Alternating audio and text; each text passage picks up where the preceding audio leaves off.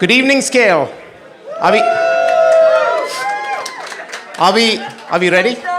Let's do this? Okay. So our first speaker tonight is Seamus Blackley. He's going to talk about the importance of independence. Seamus needs no introduction to those of us that follow him on Twitter. He's lived more lifetimes than all of us can combined imagine. He's worked on some game development, some physics on games. He's worked on some advanced math, some baking. He said there would be bagels, but there aren't any. So I'm disappointed about that. And I also had him come here yesterday just to do a full-on dress rehearsal to an empty room. I think he enjoyed that. But anyway, without further ado, Seamus Blackley, guys. Let's go this. Hey, everybody have enough drinks? The most important thing when you hear me talk is that you have enough drinks. So, okay, everybody drink up. Then you're not going to enjoy this. I'm sorry, but try to get into an altered state anyway. I might end up putting you in an altered state called boredom. Today, we are going to talk about innovation and freedom. Freedom is something I think very important to this crowd and to free software, which is a thing that's been dear to my heart my entire career. I am Seamus Blackley, and today's date, although Bala told me otherwise, is not 7/28. It is 7/29. Yesterday when I came here, this was my talk. It was less stressful. It was a perfect presentation. We're going to have a less perfect presentation today, probably. Much worse. About freedom, tinkering, and innovation. This is the center of my life, so hopefully I don't bore you too bad. I have some housekeeping to get out of the way first on this. I fucking hate slides. There are not going to be slides for this presentation. Here is the main slide for this presentation, the subtle absence of slides. All right, so listen. Here's the deal. Almost everybody in this room, including me, is in the business of making something from nothing. And probably most of us, our entire careers, have been in a weird situation when you go out to an event or you meet your sister's new boyfriend or your parents' friends come over and they want to know what you do. And they are never going to understand what you do. It's just not going to happen. It doesn't matter if it's security, encryption, whatever it is, they're never going to fucking understand. And they may deride you for it as well, which is awesome. Because you have some dude who works in a bank and he's telling you you're an idiot and you're like, yeah, okay, cool. I have this thing called cryptocurrency. It might fuck your job up. Just pay attention. So anyway, the thing about it is that what we have been doing this whole time is creating value from vacuum. Some refer to this as pulling it out of your ass. It's similar. And yeah, it's right. It's the spirit that matters. And a lot of people can't understand this, and it's specifically strange because guys from my generation, and old guys, you know who you are. We come from a world where everybody was a banker, everybody was in real estate. All the cool kids were making money in manufacturing, and in those worlds, you are playing a zero-sum game. Some guy mines the minerals that the other people can't get to and he wins over them. Somebody sells a property for more money than the other guy or sees some kind of tax benefit better than the other guy and he wins. The other guy loses. And the thing that these people do not understand about what it is that most of us in this room do is that we're not playing a zero-sum game. We're playing a game where there's nothing. And then you work really hard, and if you can stay sane and pay for food after that, there's something of value that gets sold to somebody, and your sister's boyfriend is super confused about why you have a nicer house than him. Okay. And then to add incredible befuddlement to these people, you start to talk at Thanksgiving about the fact that the software that you write, you are giving away to other people for free. And then they're really fucked up. They really don't understand what you're talking about. But it's interesting because the free business model has been around for all of human civilization. You know, I am sure the first drug dealer gave some free samples. Kickstarted his business that way. But most people do work for free all the time. They just don't notice it. And what I want to talk about tonight with respect to freedom, creativity, innovation, tinkering, all these things, is that it's that free part, the part when you're playing around, the part when nothing's on the line, when you're not playing with a $100 million investment or you're not like driving a super expensive truck. It's that moment where you're actually going to create something new because you're free and you're not worried about shit, right? You're not concerned about anything. And by the way, I know plenty of programmers who just fucking psychopaths and they never worry about anything anyway, and they're awesome because, you know, it doesn't matter if they're doing it. But for most people, that moment where you're free is the moment where you achieve this maximum creativity, okay? And that's the magic moment. That's the moment that the old world didn't understand. And the trick is, how do you get yourself into that space often and aggressively? How do you manufacture a situation where the largest number of people at your company are in this creative space, for instance, generating revenue from nothing? A giant anal extraction factory. You have to do this to succeed. And the answer is, you try to put them all into this place where they're playing, where they're just screwing around. Better, even better. Where they're playing and showing off to their friends. Okay? Where you're showing off the stuff to do to your friends. I've had some interesting experiences at places like Microsoft and other unfortunate employers where I've tried to explain to people that we need to give, I will call it the anal class, the class of people who make something from nothing. You have to give this group of people as much freedom as you possibly can if you want to make any money. Okay, and money guys will immediately tell you that you need to constrict their freedom as much as you can. We must make a walled garden. I love that term. Because, you know, I don't think the prison exercise ground is a walled garden. They want to have a euphemism where you own everything that somebody makes, but you still expect them to be really creative and able to show off to their friends. It never works. It never works. At Microsoft, we had a real problem when we were starting this Xbox game console up. And in case you don't know, I am colloquially known as the father of the Xbox, which is kind of fucked up because I don't know if it'll ever want to move back in, but if it does, it's fucking paying rent. But in fathering a plastic box filled with transistors, I had to figure out a way to get the most important people in that ecosystem to feel freely creative, and that's the game developers who are going to make games for the box. And they don't work for Microsoft. They work for 1,000 different companies. In fact, the best ones are working for a company that doesn't exist yet. They have an idea nobody's thought of yet. The idea better than the big game publishers, better than the other console manufacturers, because he's working alone. She's in her room at her mom's house, developing something that's the coolest thing you've ever seen. How do you get that to that person if you're Microsoft and you want to fucking own everything? Because they want to own fucking everything. How do you get into there? Well, you have to convince them about this model that I'm talking about. You have to tell them that freedom leads to creativity, which leads to the creation of value from nothing, right? It's something that I think about all the time.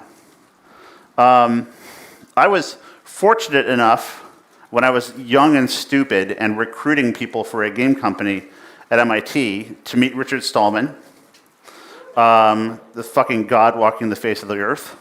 And he explained to us something that stuck with me for a really long time about all this.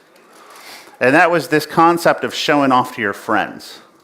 That if you didn't have, and it was really obvious to all of us then, because, you know, I'm an older guy. We started programming in the late 70s and the early 80s. And there was no GitHub, there was no internet, there was nowhere to get any kind of, you know, code that you could copy or look up, maybe a magazine. And there's no way to distribute anything you did. So the only joy you got out of writing code, aside from kind of a masturbatory joy of seeing that you could do it, which is, I don't want to discount that. That's another talk entirely, but you get the joy of showing your friends, and hey, I did this amazing thing. And then something magical happened, which was totally new to me, and I think very new to culture in general, which was automatically your friend would be inspired by that and maybe do something even better. And then maybe you do something even better than that. So we are steeped in that culture. And guys from my generation, I'm very proud to say, made so much of the infrastructure that we take for granted today. Incidentally, all running on open source software, right? And the reason it's all running on open source software is because that generation of people who wanted to show off to their friends were encouraged to do things better and better and better, more secure, more real. When everyone can look at your code, you write good code. When everyone can evaluate whether or not your shit works by looking at how it works and making their own tests, you don't lie. Okay? When some software is operating a nuclear power plant, I'd like to think that more than one guy had looked at it. And furthermore, I'd like to think that the guy who wrote it was having a good time writing it. That the person who wrote the controller for the cooling towers, right? She was really excited to show her friends how there was no scenario in any test that could cause it to melt down, right? That place of play and creativity. It doesn't matter how serious the job is, it's play and it's creativity. And there's a positive side to it, which I've been talking about, and game development for me has been a tremendous source of a lot of this because the product of game development is fun and happiness, and so you kind of want to make sure everybody's fun and happy making a game. Tell Electronic Arts that, but a separate talk also. There's the dark side. And there's a great story that I often tell that I probably shouldn't name names in here, but it involved a large European passenger aircraft corporation and a certain model that they had. And the way that modern jetliners work obviously involves a tremendous amount of software and automated control systems. And we have moved past this idea that there's a physical connection between the thing the pilots hold and the control surfaces of the airplane, right? And this was a big tenet of Boeing for a really long time. They wanted to make sure that there was a control surface. There are a couple of accidents, unfortunately, that showed that no matter how enthusiastic a pilot was, they couldn't apply, 180 pounds of force on the stick for the hour it took to get back to the airport. And so people abandoned this idea, and they said, okay, maybe it's a good idea to have actuators and have software running this. And of course, that's dangerous because programs crash. A friend of mine at MIT worked on the F-22 fighter control system, and he told me the F-22 could reboot at 22 hertz.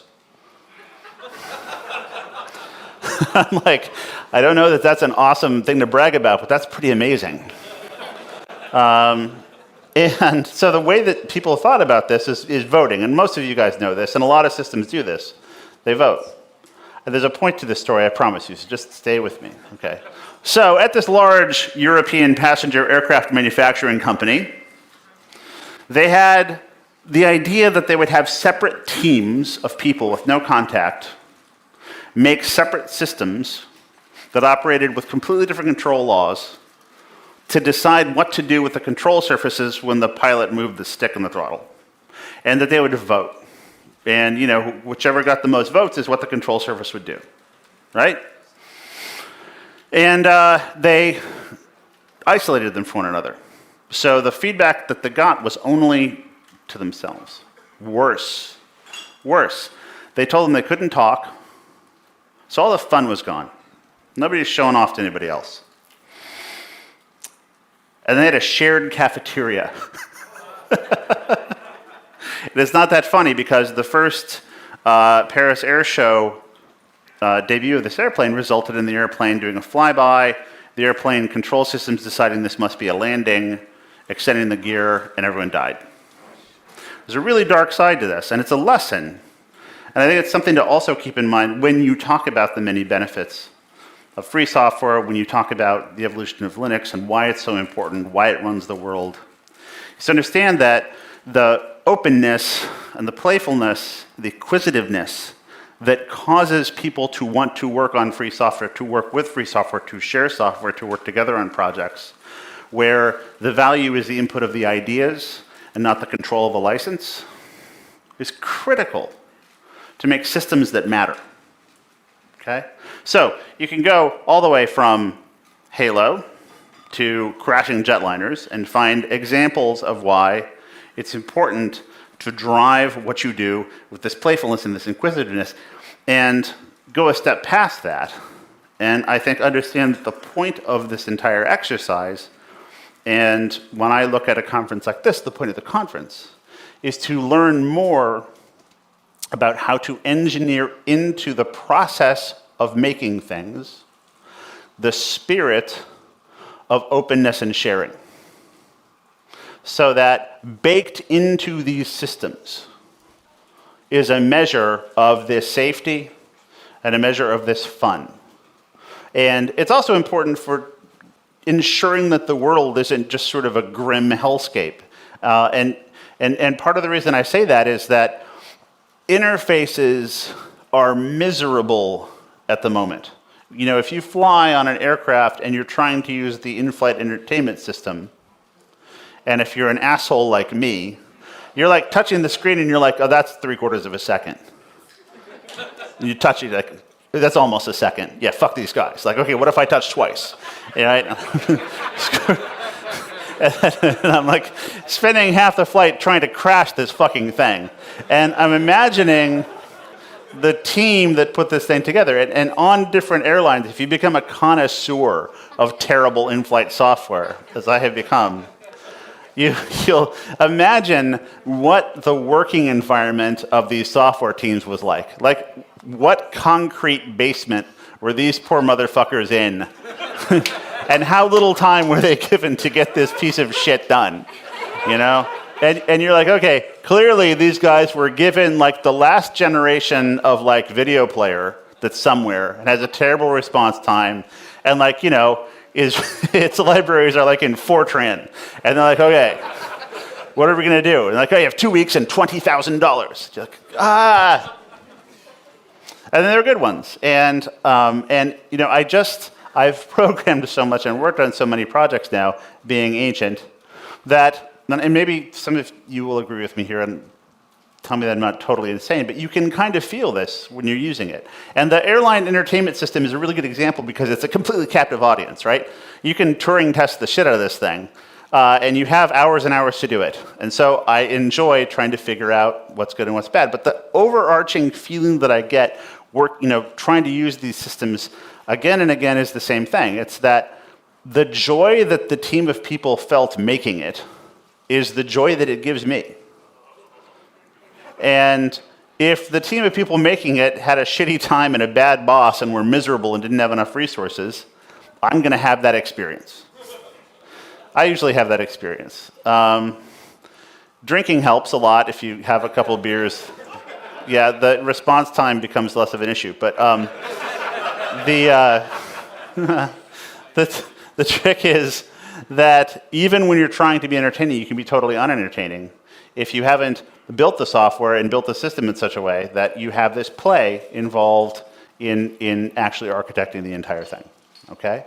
And I think that, you know, in the early days, in the Unix days, in the pre-Unix days, and when I started programming, it was completely extraordinary to find jokes in the manuals for software and for computer systems. I wasn't ready for that in the late 70s and the 80s because the world was very serious and engineering was very serious and computers were NASA, computers were on Star Trek and they never told jokes and it was totally serious. And then you'd be looking through the manual for something and there'd be like a Unix joke. And I remember the IRIX manual, the Silicon Graphics manuals were fucking hilarious. Made jokes about like the hostage crisis in Iran and stuff. I'm like, what the fuck is going on here? And I thought, when you're in that culture, you think this is really special because, we're working in these computers and we're special people and we don't have to follow the same rules as everybody else and we can have fun and we can tell jokes and we can be different, we dress how we want and we can have long hair and we can, be whatever gender we want. And there was really a true thing and it was a completely special time. But the thing I didn't realize at the time, because I was too young, was that the reason all those things were true was because it was a group of people who were creating value from nothing in a way that the other business people couldn't figure out. And they reacted to it by working together and having fun doing it. And so the jokes and the joke names for everything and things like having a penguin logo for your operating system and all of the other stuff that we fucking love came from that playful spirit. And you think, oh, that's just because we're underdeveloped kids. We never grew up. We're not serious like the bankers. And this is, again, back to your sister's boyfriend who looks at you because you dress like this and you don't dress in a suit like he dresses to go to his fucking job as an investment banker. Okay, fine.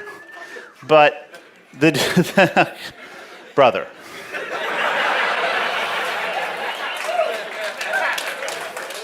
And I want you to know, my son is sitting like somewhere like right over there. He will confirm, I am wearing pants for this.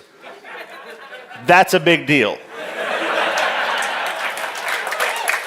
But the playfulness doesn't come because we are malformed human beings or because being good at math or programming makes you somehow socially stupid. I would say quite the opposite. In fact, I've argued this many times before, but the level of social interaction at a D&D game is much higher than any fucking cocktail party I've been to. And I've been to a lot of high-end cocktail parties, and those people be fucking dull. I used to work for Steven Spielberg, and when I came to DreamWorks, and I don't want to go over my career because everybody does that, and it's really fucking boring, but I reported to Steven. They were like, oh, here's your job. Here's your boss. It's Steven Spielberg. And I'm like, the fuck? Okay. But years later, when I was doing, interestingly, entertainment finance, which is a totally separate story, I was talking to him one day, and I had to give him some piece of information about our business. And I called his attorney, Harold Brown, who's also an awesome, fun-loving guy. The entertainment business has a little bit of this. I called Harold, and he wasn't available. All right, so I called my boss who ran this big company that worked for Steven. I said, hey, I did talk to Steven, and his boss wasn't available. All right, cool. So I called Kathy Kennedy, who was his producing partner and his old assistant. She wasn't available. So I'm like, all right, fuck it. So I call Steven, picks up first ring. And I was like, oh, hey, I tried to call Richard and Harold, and they didn't answer. And he's like, Seamus, you don't fucking get it. I hire all those people so I can sit around and answer the phone whatever I want. I'm like, okay, I get it. Very good story. And I told him about this, problem, and I was saying, it's kind of weird. I deal with all these financial people all day long, and they're really concerned about whose name is first on an email, and who gets invited to lunch first, and who makes slightly more money, and which model year of car they have, and it's starting to really freak me out. And he said something really wise. He said, hey, when you're walking down the street, and you're walking past a tree, and there are ants climbing up the tree, you think to yourself, do the ants see me? Am I terrifying to the ants? Are they just talking to one another? Are they living in the ground there? Did they come a long way? Do they all know they came a long way? What's it like to climb? What's up the tree? What are they thinking?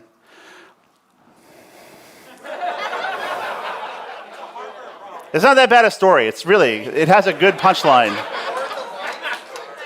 Okay, so, yeah. Anyway, so he said, listen, those guys in the other world, they don't think that way. They're not having that imagination. They're not walking down the street imagining a page of code or walking down the street imagining some way to use a piece of technology to do something magical. They're walking down the street thinking, who else is going to the lunch I'm going to tomorrow? And can I be in a better spot than them? And he said, you should feel bad for those guys. You should feel bad for them. So a subtext of this is, if anybody's ever made you feel bad about being in this world, fuck them, because this world kicks the shit out of their world, okay? All right. So I'll leave some room to ask questions, and hopefully nobody asks questions, and I'll get to finish early, which would be great, and have a beer. But the last thing that I wanted to go into is kind of the corollary to all of this, which is something that I figure you guys think about quite a lot, and I know you come from a very diverse background of different industries and experiences in life. But you're all here at a free software conference, and so you all have, this kind of experience in common, and maybe it's something that nobody tells you enough, and it might sound really cheesy, but the entire world basically operates right now because of free software and how it started. There's no part of our lives that isn't touched by the philosophy of Stallman, by Linus. There's nothing. No part of your phone, this presentation running on this Apple laptop, and what is the Apple really running? That's right. Well, a shitty version of, yeah. But, I think that, we get all tied up in shit around, what's the newest thing, what's the newest trend, what's going on, what do we need to learn, what's happening, who am I talking to, what's my project, how do I find a boyfriend who's not abusive, all these things. And you might forget the overall context of the fact that as much as we're in a shitty hotel room here, and as much as people don't take this as seriously as they should, the shit that we do runs the whole world, and they'd be super fucked if we didn't do it. And it's just true, right? I mean, what's the first thing that somebody who knows what they're doing does when they're given a new computer that has Windows on it and it has to do something important? That's exactly right. And then what do you do for fun when you go home? Is you try to put that same operating system on a Raspberry Pi Zero and freak out for 8 hours, and then finally get the kernel up and it doesn't really work. But you still think it's victory. But any computer that needs to do anything important that's in real time, any system that needs to do something that's important or connect to other systems, any time important data needs to be transferred, every stock trade, every crypto trade, every contract, the transmittance of every contract, smart or not, every flight schedule, every space mission, every robot on another planet, all of them depend on the continuation of free software and the spirit of play and innovation that built it all. And try to keep that in mind through the times that suck, okay? All right, I'll take questions now. I have a slide for this.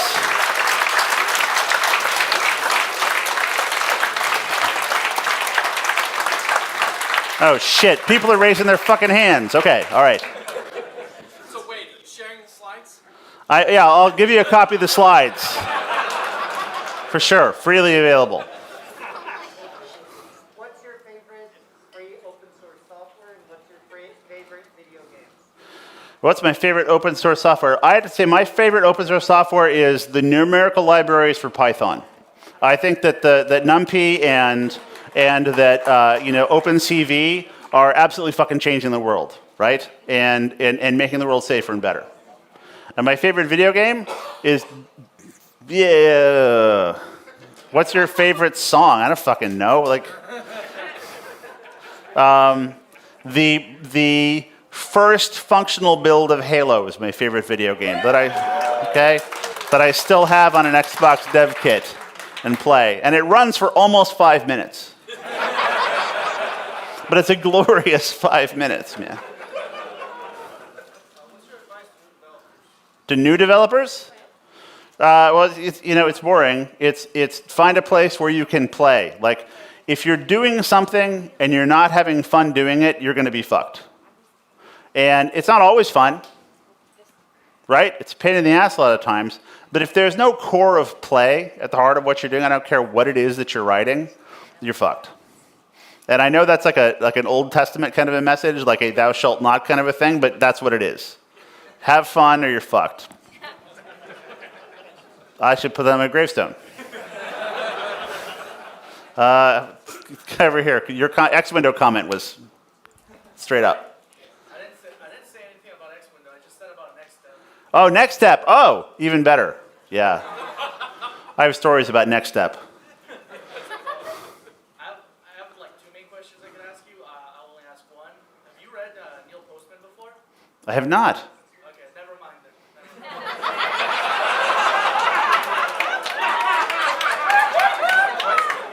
I'm sorry, dude. Sorry, Neil. Is Neil here? Oh, okay. Sorry, Neil. Really sorry, Neil. Is that it? Your other question is about the dead guy also? I don't want to ask questions, so don't worry about it. Well, you get one question. It's okay. You made me feel bad, so... Okay, so I'll ask you this question. How do you stop yourself from becoming very jaded? And if you feel like all software, or the vast majority of software out there is like real bullshit. Like, that's how I start to feel sometimes, and I'm young, so I shouldn't feel this way. But it really does seem like most software out there is real bullshit, and it doesn't really Yeah, no, I mean... problems over and over. So it's like making software for the art of it, kind of like what Terry Davis did, is very much fun, but it's easy to get the soul sucked out of it. So what do you think about that? Well, just think about the amount of shit code Don Knuth saw in his life, right? Right? Wait, what was that? Do you know who Donald Knuth is? Have you read Donald Knuth?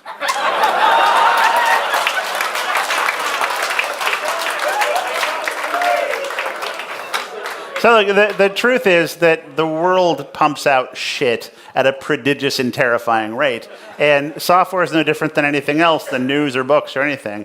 And the trick is, I'll tell you as an older guy, is just to keep learning. So when you're hitting even if on a single project, if you're hitting something that's just really pissing you off, or you're forced to work with somebody who's just writing garbage, like give it a break, work on something else, some other part of the system for a minute, learn something else. I have in the past, I was taught a trick by a guy called Doug Church, who's one of he works at Valve now, I think, wherever he is, but one of the first architects of real 3D in real time. Doug would just switch languages. He'd be like, okay, I'm going to do this in Ada now. And it would piss him off, but then he'd get back to it, and it was okay. All right, you've had enough answer now. Your neighbor. Question. So I'm gonna have to give you another question.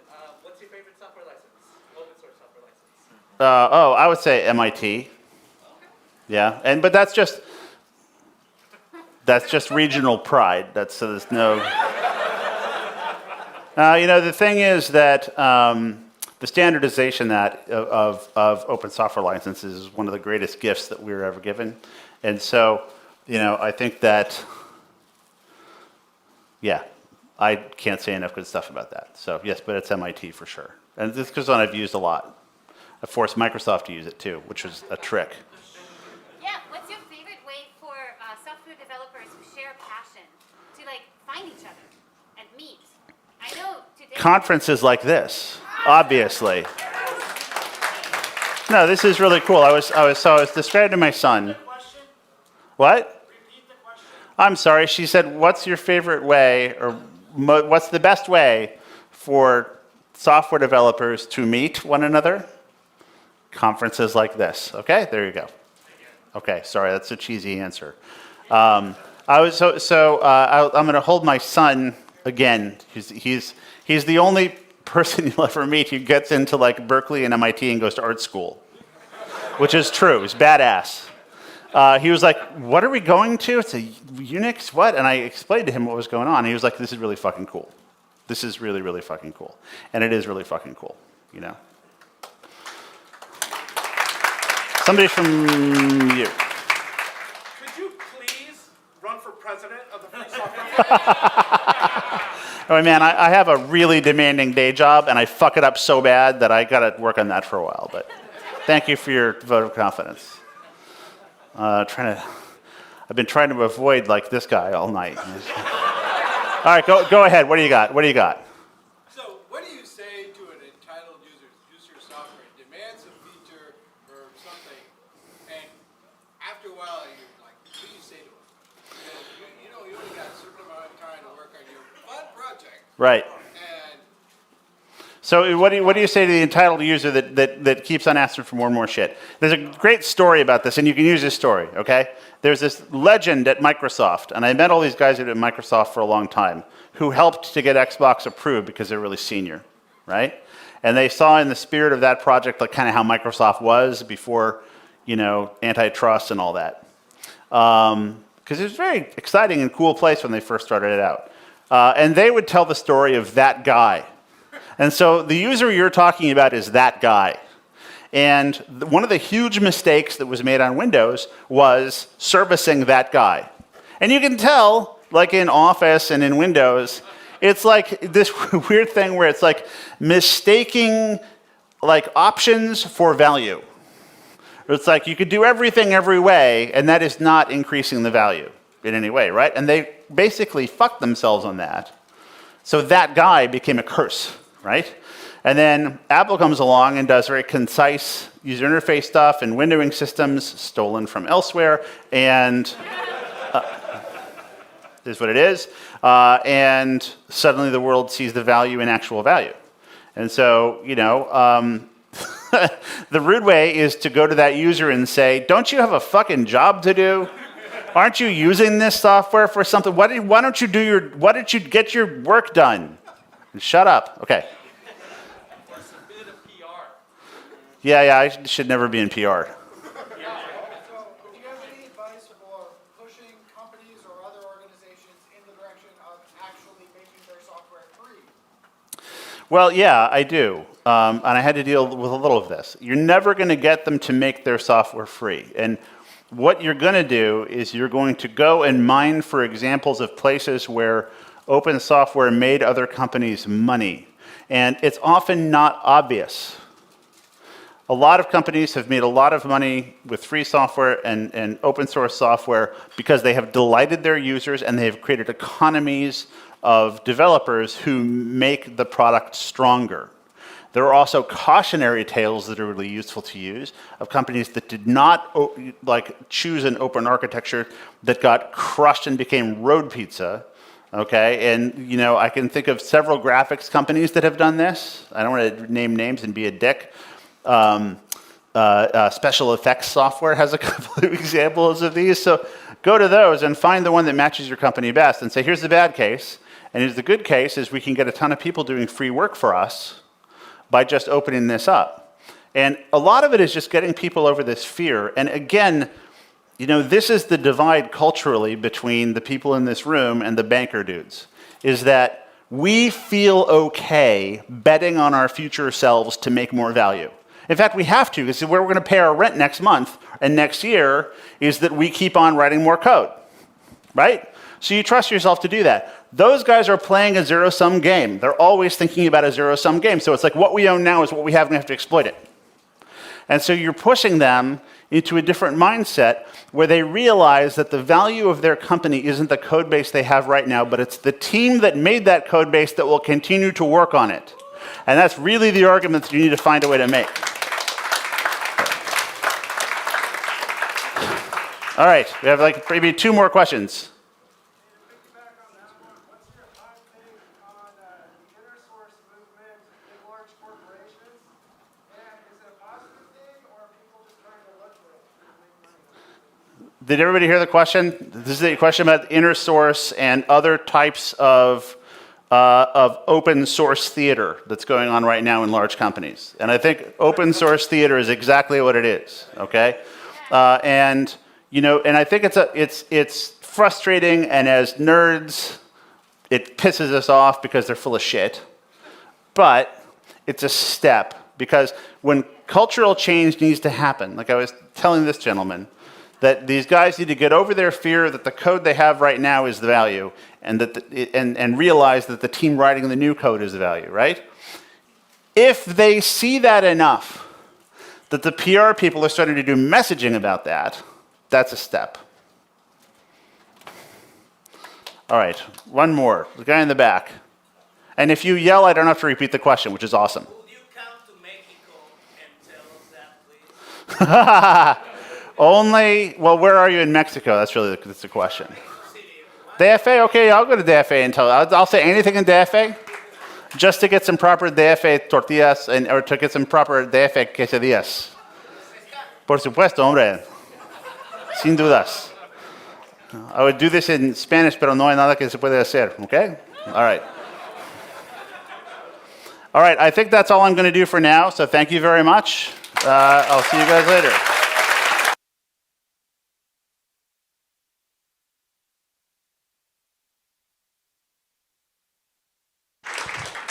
Hello, everyone. Oh, this is loud. Thank you, Seamus, so much. One more round of applause for our opening keynote. We liked him so much, we gave him a 2-night gig. So next up, we're going to be transitioning into UpSCALE, which is our lightning talk series. We've got some great content for you. We're getting set up, so that'll be in a minute. If you missed the first round of drink tickets, my friend Luis in the back has them. If you haven't already gotten one, he's about to get mauled. Please be nice to him. And there are still lots of snacks. So grab a snack, get your seat, and we'll begin in a few seconds.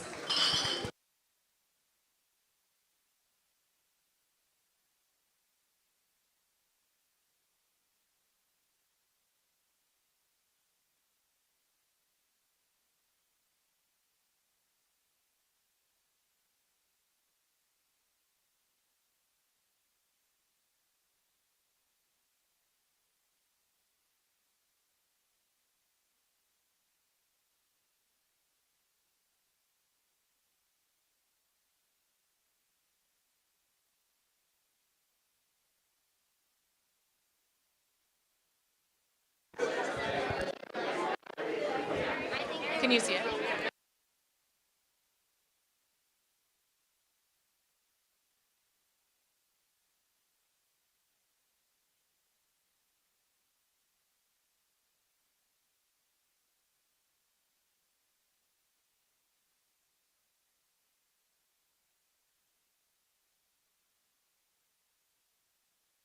All right, everyone, we're ready for UpSCALE, so please take a seat. If you're still waiting in the bar, just wait quietly so we can have our first speaker start. All right, if you're in the back standing up, we'd love and appreciate your silent talking or slower talking. Do we get slides up? Your slides disappeared.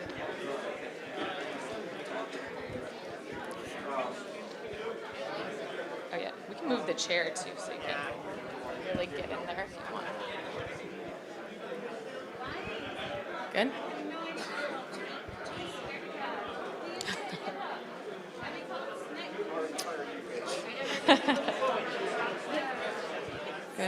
Good. All right, so without further ado, I'd love to introduce our first speaker. This is Salona. She's going to be talking about the unconscious gatekeeping in tools. So give it up. No one told me I was going to be following Seamus. All right. So first of all, what is gatekeeping? I love this word because it's accurate. It is basically obstacles that you put up that keep people out. And I'm mainly going to be talking about unintentional gatekeeping, not all the other types of gatekeeping that go on.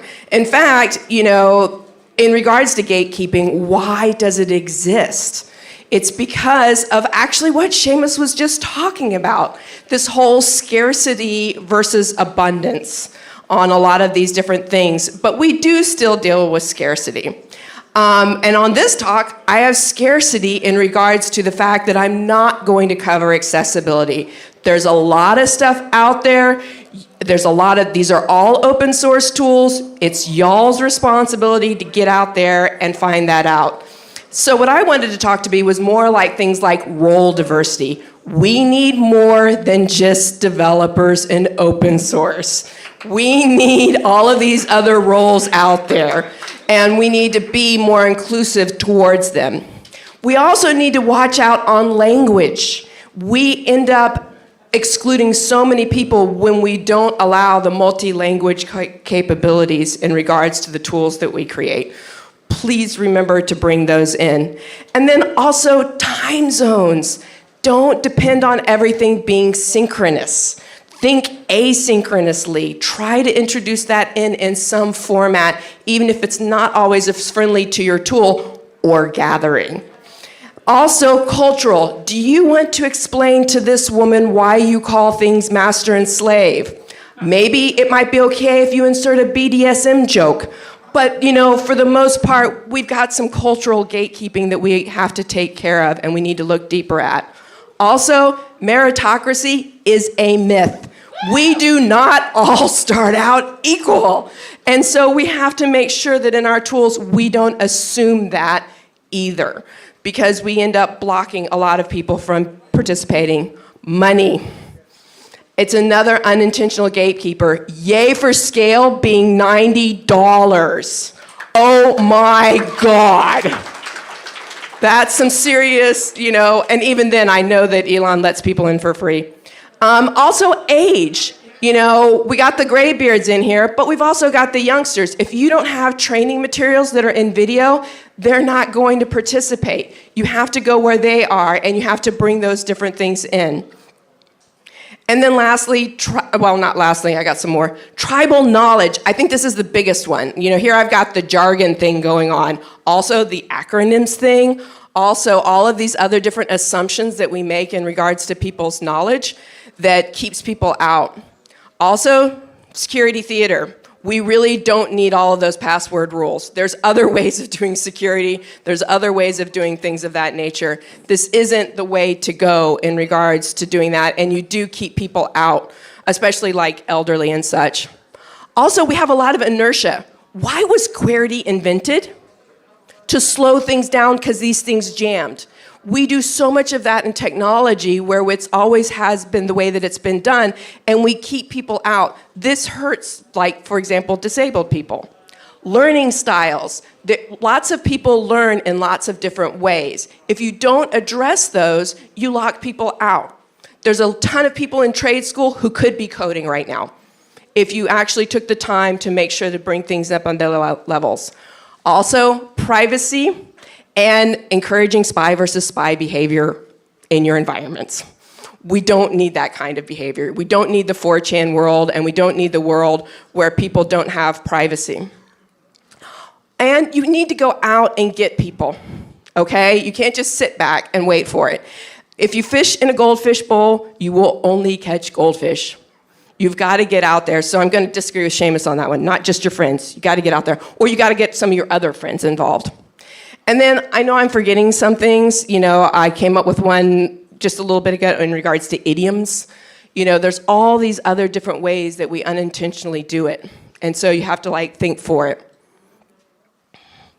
So the next thing that you have to look at is sit there and say, how much of this in a weird way is intentional? How much of this is accidentally driven by ego or selfishness or insular natures? Get out there, work with other people, go and talk to the designers. To prevent a lot of this, remember you need to have this spirit of mentorship. You need to go to other people and outreach to them and bring them up to the top of the mountain. You don't get to sit there being the guru, all right? That's not what we're doing here. And then lastly, fixing it. You have to listen, and you have to give them lots of different ways to give you feedback so that you can help them. And if you don't do that, then you're never going to get to where you can actually fix it, and fix it in a way that they can work with you. Thanks. I'm Salona Bonvald. Find me on Twitter.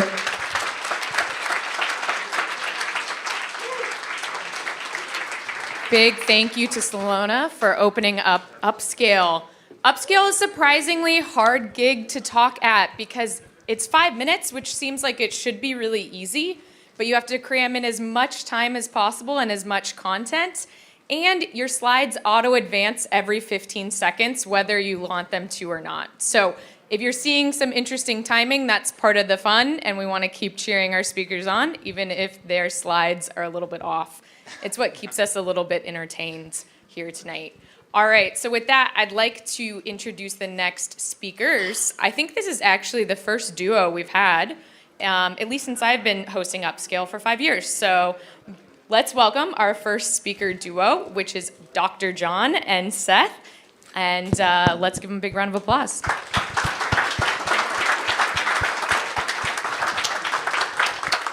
Thank you very much. Our presentation is, what the fuck is eBPF and why should you care? Let's get into it. 15 seconds seems like a long time. Glad I explained this. Whoa. Just in case you're curious who is who, Dr. John, I'm Seth. We both come from a company called SpiderBat. My background's all in cybersecurity. John's all in cloud and containers, and he's going to tell us a little bit about logging, which is our most fun topic. Yeah, so we got a few types of logging. We've got kind of traditional logging, which is discretionary. We don't have to do it, and ultimately bad people are going to try and avoid that because they don't want to log their exploits. We've got some mandatory logging, so things like Audit D, which has been in the Linux system for a while. Audit D tracks basic stuff by default, so system booting, people logging in and out, that kind of stuff. SE Linux kind of escalations. And with additional configuration, we can log other stuff if you configure it the right way. Here's what you get. It's fun looking through this stuff. So, typical Audit D kind of message that tells you kind of who did what when at some level.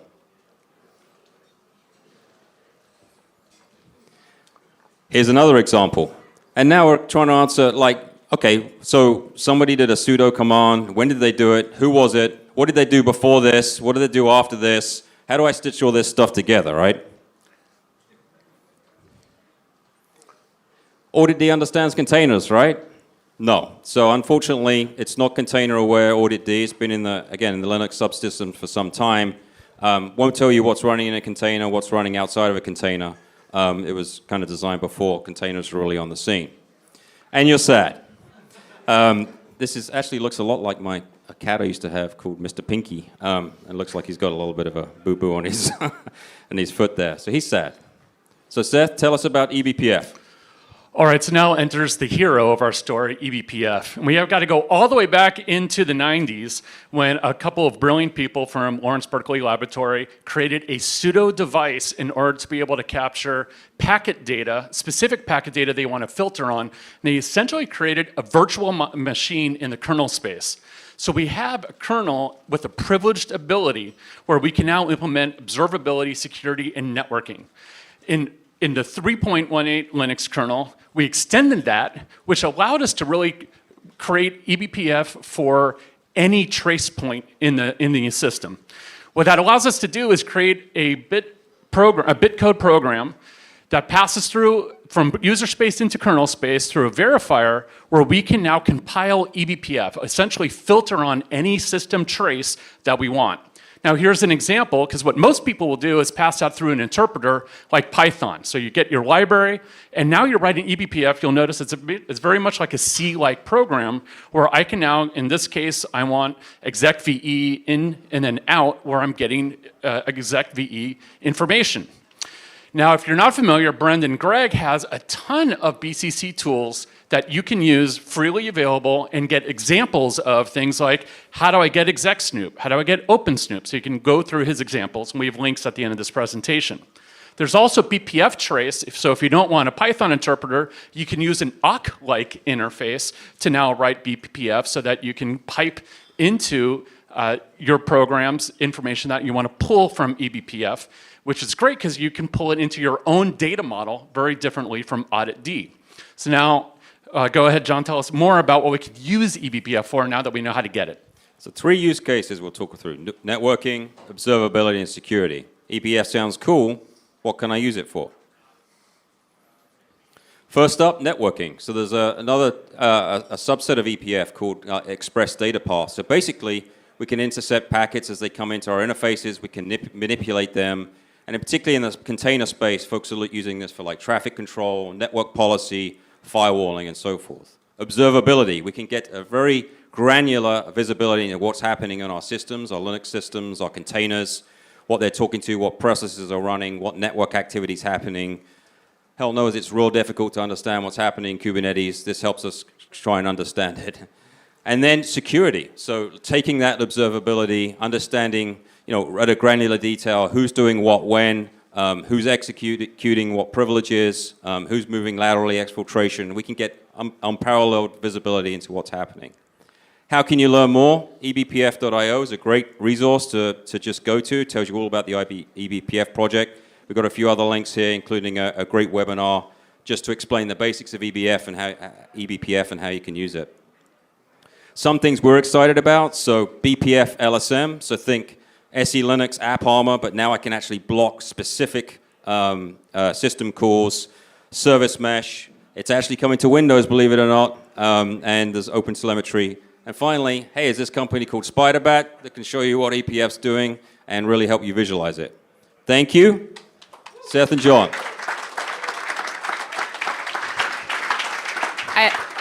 All right, thank you so much to Seth and John. The next speaker up is Kim, and I hear she's going to talk to us and teach us how to be nice. So let's give it up for Kim. We'll see. Are you filming this year? Are we filming this year? Sure.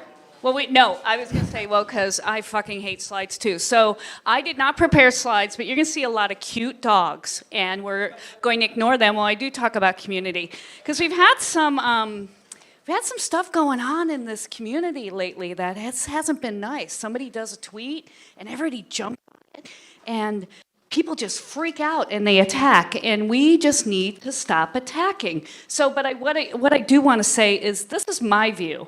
This doesn't have to be yours. This is definitely not my organization's view. This is mine, and I'm going to share a little bit about what I've seen going on in the community lately and how we can all build a nicer community. So they did not give me any notes, so we're going to have to look here. Hold on a second. Enjoy the Paris cat. It is a Paris cat. So why we were here. We love open source, and that's why we're here. It's transparent. Yes, thank you. It is transparent.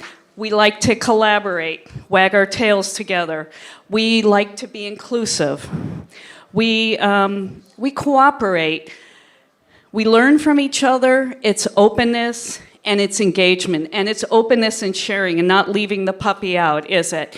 But as I just mentioned, some of this stuff, hi David, is just not happening lately. And I think it's time that we start, instead of blaming, we seek to learn. And instead of shaming, we seek to understand, and we try to do this without the screen of social media. So you'll see a blank screen here in just a minute, and that's my shaming of social media. This is our seeking to understand, and if you know me, you know both of those. So why are we all here? First off, it's the technology. We come for the technology, we love it. I'm from the cloud native side. We all have our favorite technologies.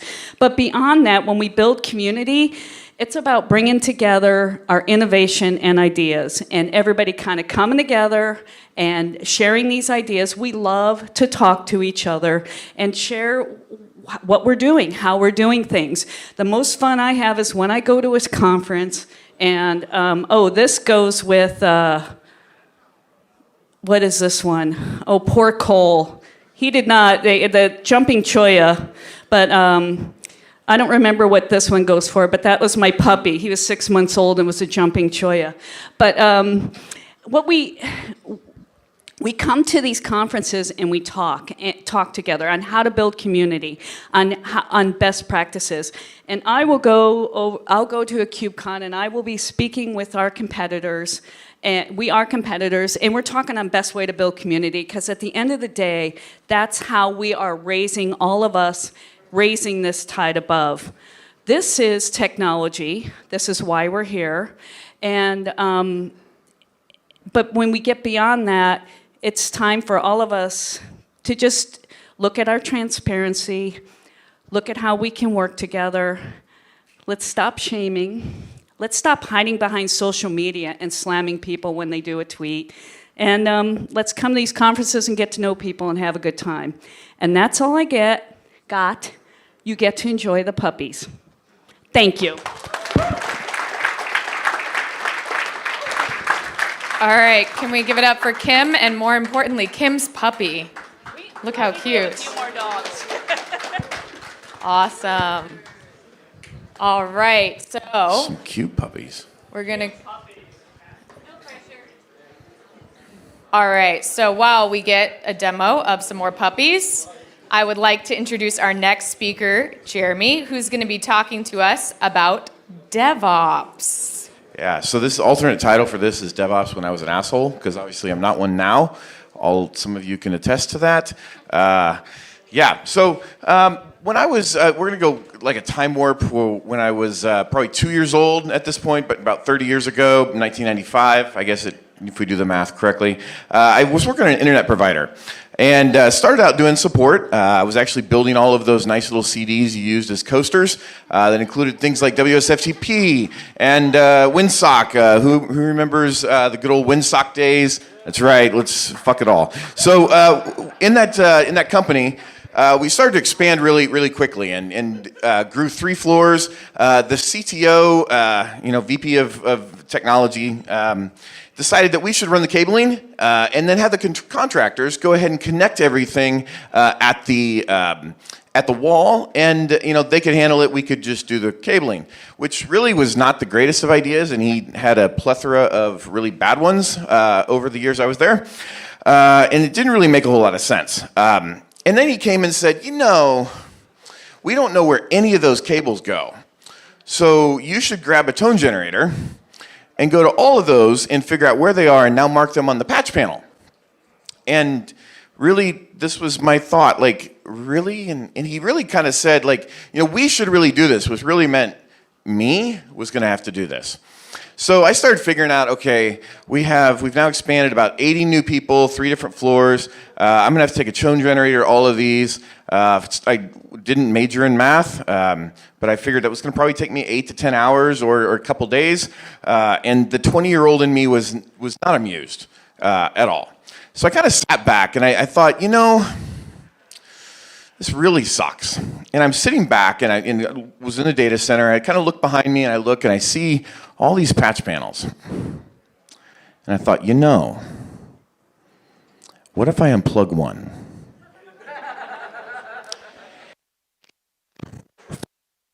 And this is very similar to the conversation, complete with GeoCities, Eudora Mail, Windsock Pop, all of that. The popcorn server, we all remember the Pop 3.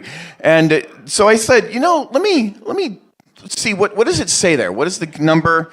Kind of realized this was my opportunity to really do this really quickly. Plugged it back in, everything works. It was just pretentious enough. The whole building over the next hour experienced intermittent network outages as everybody went down for a short period of time until they called me. So I realized at this moment, this was DevOps. This is what we do. We get everybody involved, whether they want to or not. So I started to understand all these different principles of DevOps. So I encouraged teamwork. Everybody in that fucking building got involved. Together, we solved those intermittent network outages. All of us, together. Teamwork. I also reduced the silos within the technology because all of a sudden everybody was together. It was not marketing over here. It was not, sales and, whatever the other teams do. It was all together. Also, I live in Kansas. We didn't create any silos during that time. I think it was a win. Also, systems thinking. It was everybody, again, together. We included the systems that were there available to solve those network outages. Systems thinking. This was also a picture of me at those days. We also learned from failure. Understood that the failure of the asshole VP, that we should have just done it ourselves and been able to hook everything together and make notes so that we wouldn't have to redo things over and over. We did that. We also communicated.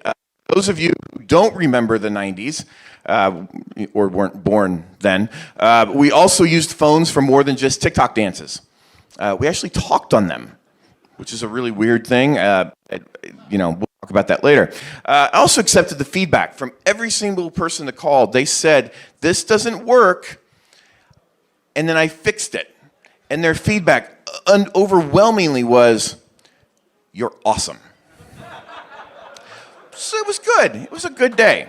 We also iterated rapidly. Like I started with like 1 or 2, and then we like quickly moved it up to 5 to 10 to 12 at a time, and really just kept things going. It's kind of like when you're building a deck, which you don't want me to do. Then we automated. And really that automation came down to like, I just pulled whatever I could and just, continuously did that over and over and over. Everybody got, again, everybody was involved. It's really what you do with DevOps. Now, all of this is in jest because that is fucking not how you do DevOps. But I hope that you go out and check out Emily Freeman's book. It's a great way to get started and understand what DevOps is. And with that, I say thank you.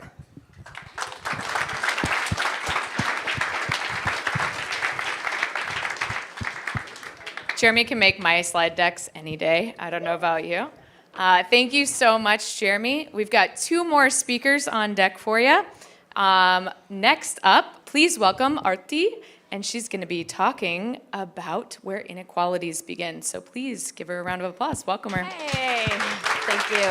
Thank you, thank you, thank you. Oh, hey, what do you know? Another room where nobody else looks like me except you. Yay! So I'm here to talk about Mind the Gap, where inequities begin. So who the hell am I? I am an educator. I used to be a kindergarten teacher. I've taught special education, all of that stuff. And I've done DEI work. But as we begin this session, I'd like to start with 3 agreements. Please stay engaged. As a kindergarten teacher, I do not brook any nonsense. So know that you might. Let's make that you will. Experience some discomfort. So let's start with an experiment. Close your eyes if you'd like. I'm going to tell you a story. You're on a plane and the pilot welcomes you aboard, and then you attend a keynote talk by a Silicon Valley CEO, and then you go to a restaurant where a couple is celebrating their dinner. Who was the pilot? Open your eyes. Was the pilot a female? Was the CEO black, a woman, Latinx, Asian? Who were the couple? Were they 2 men, 2 women? Were they trans? I'm going to bet they weren't. So race plus gender plus class, they make interlocking power relations, the systems that oppress girls of color who are traversing what's called the pipeline. And these affect women's abilities and likelihood to enter careers such as STEM. So tech has had a focus on populating the pipeline with girls of color without actually taking the time to investigate. Where's the leak? Where are the girls of color? Where are the women? So this is what has resulted in tech not being able to hire or retain. So what is the case of the leaky pipeline? It begins in childhood, in usually elementary school. It gets far worse in middle school. In middle school, 74% of girls want to go into STEM. But by the time they go to college, it's 0.4%. So why is that? Because there's learned implicit bias in young children. As a kindergarten teacher, I can tell you that exists. In the 1940s, psychologists figured out that young black children, as young as 3, 4, and 5, already had a clear preference for white dolls against black dolls. So what the fuck happened to the girls? The teachers had gender bias. They consistently underestimated the girls. They were placed in ability groups. They got a watered-down curriculum. They didn't have equal opportunity to a high advanced curriculum. Why? And let's say they go to college. Let's say they get to college, but they are discouraged from STEM. Why would you go into STEM? It's so masculine. So what are the barriers for women, and especially women of color? Implicit bias, name bias, race bias, sex bias, beauty bias. Name it, they have it. So let's say they go to college and they can afford it. They drop out of STEM majors. Sheryl Sandberg said, there aren't more women in STEM because there aren't more women in STEM. Women apply to roles where they meet 100% of the qualifications. When? 60%. Women are 30% less likely to be called for an interview against men who have the same effing qualifications. Women face subtle but very pervasive doubts, nothing that has to do with their actual performance. They experience sexual harassment, isolation. They are excluded from leadership opportunities. And I'm going to leave this here because this is a room full of STEM people. I think you can read a graph just fine. That graph hasn't effing moved. And also, no one told me I could cuss. Fine, let's say you've successfully eliminated all barriers. You've hired women of color. Yay, woohoo, you're done, right? No, now you've got to retain them. How the fuck are you going to retain them? Let's find out. Why do women leave tech? The culture benefits males. They perpetuate an exclusionary culture. It makes it really uncomfortable for women, and especially minority women. There's a wage gap.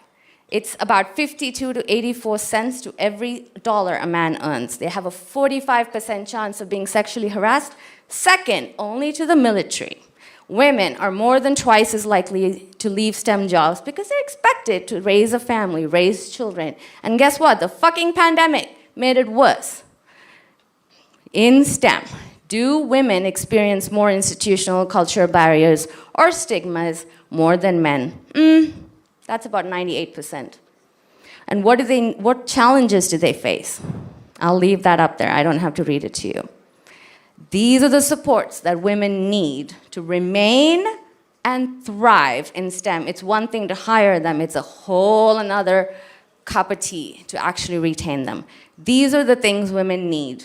They need mental health help, and all of those things. Ultimately, race and gender continue to matter in very complicated, nuanced ways, even today. So we got women's suffrage in 1920, but we run the risk of fucking up those gains if we don't diversify our workplace. This is me. Contact me if you have any questions. Thank you very much. Thank you, Arti. I guess next time I will tell everyone they're allowed to curse, but I love the forks. Thank you so much. Everyone's going to work on mentorship programs and pipelines after that one, yeah? Yes? You did not warn me how emotional I was going to get after Artie's talk. You know, we've gotten You've the been whole sitting next to me gambit for of an hour. emotions tonight. So how about some poetry? Anybody up for some poetry? All right, to close out our talk, for your whole roller coaster of emotions for your evening, that's what we always promise for UpSCALE, highs, lows, lefts, rights, all those things. Let's welcome Fatima, who's gonna give us a little bit of poetry. Yeah, sounds good. Awesome. Hi everyone, my name is Fatima. I'm a developer evangelist at GitLab. You can find me on the internet as Sugar Overflow. And this is a very special ode to technical debt that might get a little emotional thanks to Artie.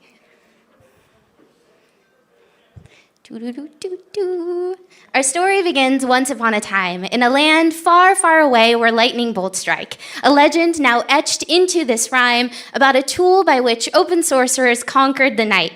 Automated build tools, that old DevOps pipeline. And so arrived our adventurer at hand to maintain and build upon the tooling mentioned, and found there was a mountain of technical debt. No documentation, no roadmap, no updated issues, only dread. Composer 2.0 was on its way, which meant that build tools too needed an update. So she gathered the council of open sourcers in the land, but no one had the pieces of this mysterious roadmap. And so to the king she went, asking for support, for resources, for contractors, or from budget from the court.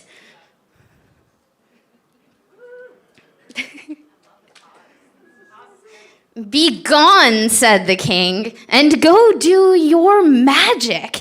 You don't need a whole team, just you will manage." We've all been there. Our adventurer crawled through the depths of the code, configured, refactored, tested, and steered. With some help from her peers, she persevered. features, dependency updates, and new releases. She built bridges to connect all of the dots and the pieces. I definitely talked too fast for an Ignite talk.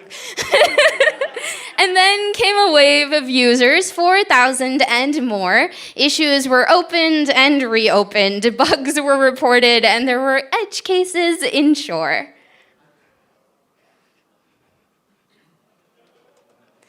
And the High Council of Sorcerers met each week and noted that it was too much for just one person to upkeep. I'm sure we've all been there. Expected to do 5 jobs. Our adventurer, she tried to communicate the tech debt, to request resources and express the growing impact. Dun, dun, dun.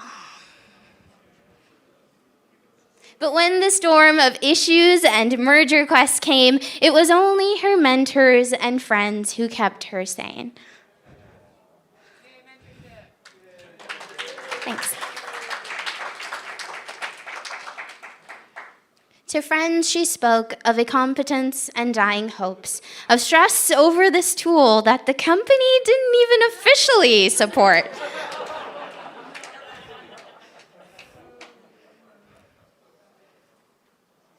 They reminded her that it didn't reflect on her competence or self-worth, and having carried that mountain alone was a measure of how much she'd grown.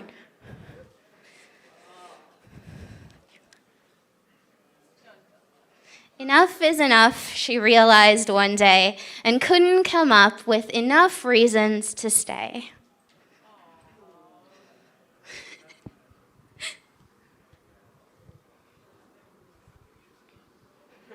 In the meadow, she met a delightful tanuki. Come with me, it said, to a land far, far away, where we'll value your expertise and you'll want to stay.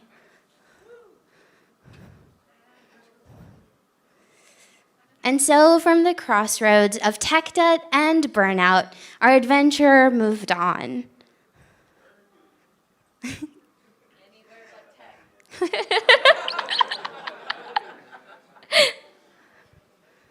And on to you I pass her legend and legacy that moving on was better than carrying a mountain of tech debt alone.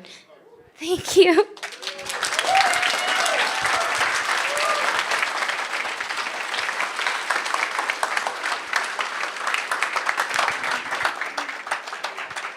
Who's ready to buy the children's book? Yeah, I think part 2 is in order for a kid's book for growing technologists with diverse profiles. You know, we could work on it. It'll be a SCaLE exclusive. All right. Is Luis still here by any chance? No worries. Okay. That concludes our content for UpSCALE tonight. Yes?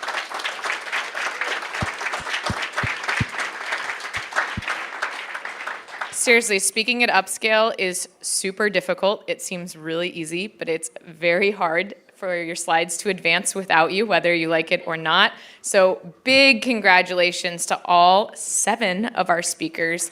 Please thank them again. They did a great job. If you want to brave speaking at UpSCALE next year, you can always let me know, and I will put you on the nomination list.